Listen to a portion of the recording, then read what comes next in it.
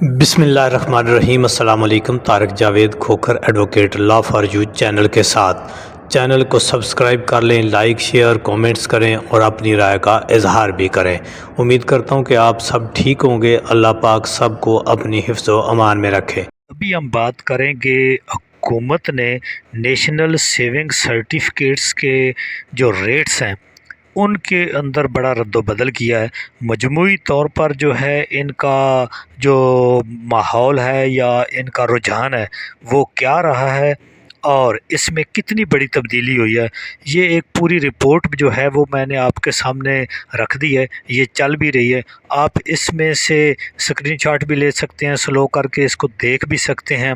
یعنی جو national saving کا ایک چیپٹر ہے اس میں بہت سے لوگوں نے انویسٹمنٹ کی ہوتی ہے، کئی سکیمیں اس کی نیشنل سیونگ بینک کی، یعنی اس میں بہبود سیونگ سرٹیفکیٹ ہیں، ڈیفنس سیونگ سرٹیفکیٹ ہیں، سروا اسلامک اکاؤنٹس ہیں، ریگولر انکم سرٹیفکیٹس ہیں، شارٹ ٹرم سیونگز ہیں، پینشنرز اور ان کے اکاؤنٹ ہیں، شہداء فیملیز کے اکاؤنٹ ہیں۔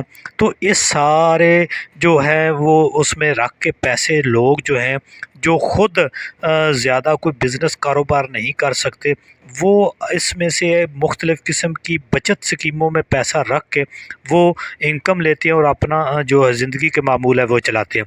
تو 28 جولائی سے یہ جو ریٹس ہیں ریوائز ریٹس وہ لاگو ہوں گے، اور اس میں جو مجموعی طور پر رہا ہے رجحان وہ ریڈکشن کا رہا ہے۔ حکومت نے بڑی ریڈکشن کی ہے، یعنی یہ کمی کی ہے۔ جو پیسہ رکھ کے اس کے اوپر پروفٹ لوگ لیتے تھے اس میں کافی ساری انہوں نے کمی کر دی ہے۔ وہ آپ اس کو پورا جو ہے وہ دیکھ بھی سکتے ہیں۔ اصل مقصد کیا ہے کہ کسی نہ کسی طرح سے حکومت کے خزانے میں جو ہے وہ زیادہ سے زیادہ چیزوں کو لانا۔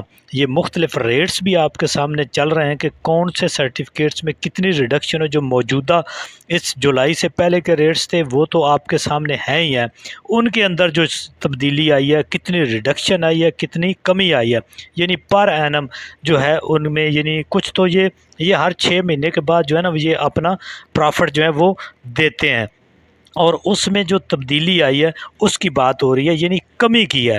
یہ آپ اندازہ اس رپورٹ سے لگا سکتے ہیں کہ یعنی فائلر اور نان فائلر کا کتنا فرق ہے، کہ اگر آپ فائلر ہوں گے تو جتنے آپ کو وہ اس کا پرافٹ آ رہا ہے اس کا 15% آپ کی کٹوتی ہوگی، اور اگر نان فائلر ہیں تو 30% کٹوتی ہوگی۔ زکوٰۃ تو آپ کو پتہ ہے کہ وہ 2.5% ہوتی ہے۔ تو یہ سارا جی اس کے اندر ہے، اور پھر 1 لاکھ اگر آپ نے رکھا ہوا ہے تو اس کے اوپر آپ کو کتنا ملے گا۔ دیکھیں جی، یہ جو ڈیفنس سیونگ سرٹیفکیٹ ہے یہ آپ کے سامنے چل رہا ہے کہ یہ 9% ہوگا، ٹھیک ہے۔ اب پہلے کے ریٹ آپ کو ویسے معلوم ہے۔ پھر ریگولر انکم سرٹیفکیٹ جو ہیں جنریٹ ₹890 منتھلی پر 1 لاکھ، یعنی 1 لاکھ کے اوپر جو ہے یہ 10.68% اس کا پر اینم ریٹ ہوگا۔ تو اسی طرح سے جو ہے وہ 1 لاکھ کے اوپر جو ہے وہ ریٹرن جو آپ کو ملے گا بہبود سرٹیفکیٹس کے اوپر وہ 12.96 رہے گا، جس طرح پینشن سرٹیفکیٹس ہیں اور مختلف جو پینشنرز کے بینیفٹ ہیں، شہداء کی فیملیز ہیں وغیرہ، ان کے اوپر یہ رہے گا۔ تو یہ جو ساری سکیمز ہیں ان کے اوپر جتنا بھی جو ہے، جو سینئر سٹیزن ہیں، وڈوز ہیں، انڈیویجول ہیں، کوئی ریٹائر پرسن ہیں، امپلائی ہیں، فیملیز ہیں وغیرہ وغیرہ، تو یہ ساری جو ہے آپ ایڈجسٹمنٹ دیکھ سکتے ہیں۔ یعنی 3 منتھ کا کتنا ہوئے گا، 6 منتھ کا کتنا ہوئے گا، اور 1 ایئر کا کتنا ہوئے گا۔ یعنی 3 منتھ کا 10.32، 6 منتھ کا 10.20 اور 1 سال کا 10.14۔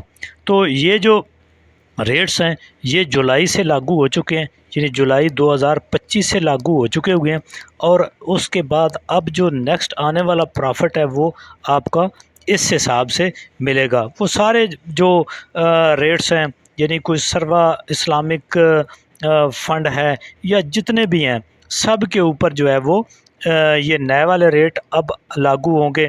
یعنی 1 سال کا 9.94 پر جو ہے، اور پھر 3 سال کا 10.30 اور 5 سال کا 10.8۔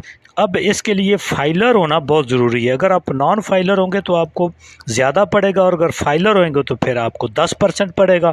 یہ بہت ہی ضروری ہے، اب فائلر ہوئے بغیر یہ کام نہیں چلے گا۔ یہ آپ نے کرنا کیا ہے کہ واٹس اپ کرنے آپ نے ہمیں اپنے ڈاکومنٹس، ہم آپ کو FBR میں رجسٹر کریں گے، NTN آپ کا جاری کرائیں گے، آپ کی ریٹرن بھیجیں گے ایکسپرٹ طریقے سے، تاکہ آپ کو ٹیکسز پہ بھی آپ کو زیادہ سے زیادہ چھوٹ ملے اور آپ کو نوٹسز بھی آپ کو نہ آئیں۔ اس طرح سے آپ کو کسی پریشانی کا سامنا نہیں کرنا پڑے گا، آپ کی کوئی ایفرٹ، آپ کو کسی دفتر نہیں جانا پڑے گا، صرف آپ نے ڈاٹا فراہم کرنا ہے اور ٹیکسوں میں جو قانونی طور پر چھوٹ ہے اس کے آپ حقدار بن گئے۔ بیرون ملک سفر یا پراپرٹی خریدتے بیچتے وقت یا کوئی گاڑی خریدتے بیچتے وقت آپ کو کسی قسم کی پریشانی کا سامنا نہیں کرنا پڑے گا، اور کافی ساری آپ کو چھوٹ بھی جو قانونی طور پر ہے وہ آپ کو مل سکے گی۔ اگر آپ فائلر ہوں گے تو، نہیں ہوں گے تو آپ کو بھاری قسم کے ٹیکسز دینا پڑیں گے۔